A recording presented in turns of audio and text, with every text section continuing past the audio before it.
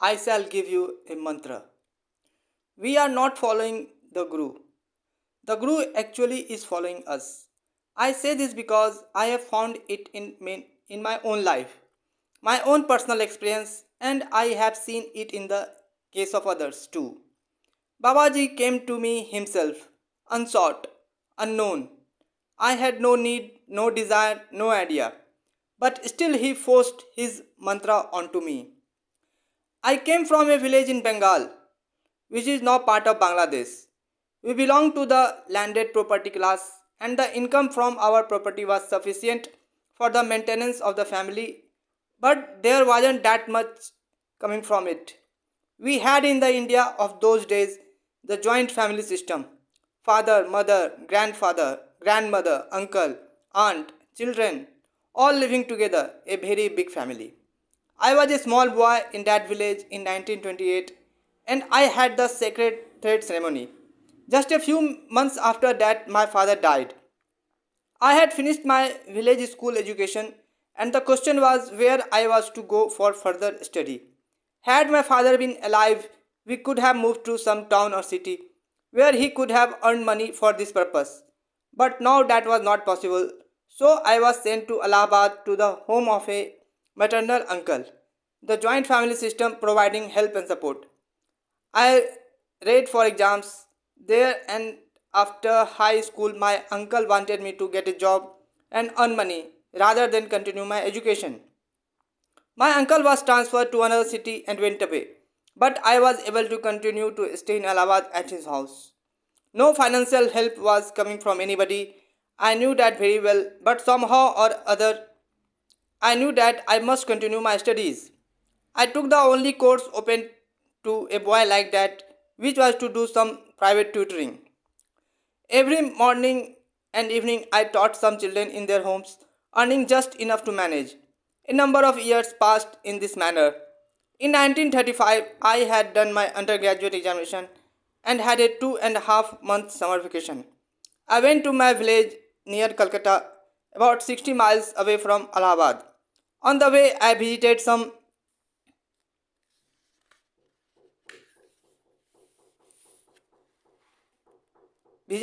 relations in Calcutta who asked me to stay with them for some time. While staying there, I would purchase a tram ticket and move about the city for a whole day at a time. One day I went to Dakshineshwar. As I sometimes visited temples, I had been there before. Not that I had any religious interest in temples, but it was a very pleasant place on the bank of the river. It was the month of May. At about 2 o'clock in the afternoon, it was so very hot that very few visitors were there. A few sadhus of the ashrams were moving here and there. On the bank of the river Ganges, there are rows of some Shiva temples, not very impressive, just lingams. Out of curiosity, I thought I should go and see every one of them. Not that I was interested, but I would be able to say that I had seen them all. When I came out of the fifth or sixth temple, there was a certain gentleman standing there. He was a bulky sort of fellow with a moustache and a small beard, and a dhoti tucked away around his waist. He spoke to me in Hindi. My son, you are a Brahmin, I shall give you a mantra. I said I would not take it. No, no, I will give you a mantra. I said, I have got no time for that. I do not believe in it. Actually, I was a non-believer in the sense that I was not I was not doing my scriptures any puja or prayer. And moreover, politically I had become sympathetic to communism, reading about socialism and revolution and all those things that were of interest to my young group of friends. However, in India, religion is so much a part of life, the whole family tradition, the culture, the social life. I could call it superstition and be an atheist. But my mother, my grandmother, my nephew, my uncle, my neighbors are all part of the religion. All the celebrations, the entertainments are in fact pujas, prayers, and dramas celebrating the lives of Krishna and Rama, so that you come to be affected by it, for good or for bad. As for as my mind or intellect was concerned, I was denying its effect. When this man said, I must take a mantra, I said, no, I have got no time for reciting your mantra. He said, when you take your bath and recite the Gayatri mantra, you must do it then. I thought, this is very strange. How did he know that? When a Brahmin gets his sacred thread, that is the mantra he is given. It is said to be the most sacred mantra for the Brahmin. I did recite the Gayatri mantra not because I understood the meaning or was interested in it, but simply because my father told me a Brahmin boy must not forget this mantra. Had my father been living, perhaps I might not have obeyed, but since he died soon afterwards, I did it. So, how did the gentleman know this? It was certainly a very strange thing. In order to get rid of him, I said, all right, tell me. Then he told me the mantra. I heard it. I walked away only a few steps, and when I looked back there, nobody was there. I began to wonder where he had come from. I knew was not a dream or my imagination because I had seen him physically present and remembered the mantra. The next day I returned to my village. One day when I was walking to my mother and auntie and grandmother, I told them what had happened in Dakshineshwar. They were very excited. How lucky you are. You were in such a sacred place and at such a young age you were given a mantra in Shiva's temple. It is so very difficult to get a guru.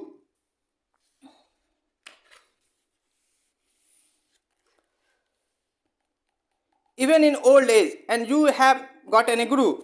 You are very lucky. That is, of course, what old people think. I said nothing, and the matter ended there. In the years that followed, I completed my university education, did some research work, and was appointed a teacher in the university. After that, my younger brother Subodh, my mother, and my auntie came to Allahabad, and we were living in a family household. In 1950, Didi and I were married. She was teaching in a government college there. The month of June 1955 was one of the hottest months you could imagine. One Sunday evening, I was sitting and talking with a number of friends in the open courtyard. About 9 o'clock at night, Didi, Ma, and Mausi Ma, were going somewhere. I asked them, where are you going now? They said that some Baba had come and was staying in a nearby house. They were going to see him. Before anybody could reply, one of my friends said, what kind of Baba is he? Does he eat anything? I can feed him. He said it sarcastically. This friend had become a hunter and he used to hunt deer and hare, which is what he was referring to. This shows something about our attitude towards the saints and sages at the time. Didi and my mother said, you must not talk like that about a sadhu or saint. You must bear reverence for them in your heart. The women were gone only 20 minutes or so. The house they had gone to was right across the road. We inquired, what's the matter? Didn't you meet him? We met him. They described the very small bedroom in the mud house where the Baba, covered with a bed sheet, was sitting on an ordinary cot. The only light was flickering candle. When they reached the small porch before that room, they looked at him and said, Jao. They had come with some expectations, so they were not ready to go. He said it second time, Jao. Even then they would not go. Then the third time he just looked at his heart and said, Kamla, your husband's Bengali friends have come. Go and serve them tea. I shall come tomorrow morning.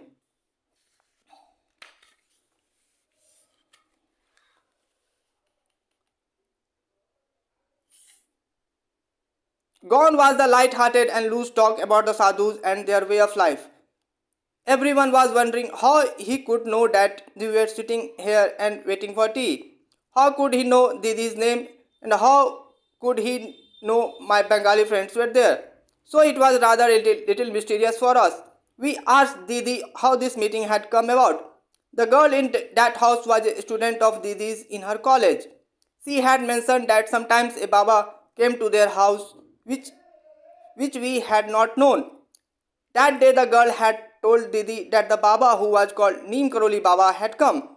Therefore the women had gone there. My friends decided to return to their rooms in a distant part of the city and come again the next day. The next morning I went with Didi to the house.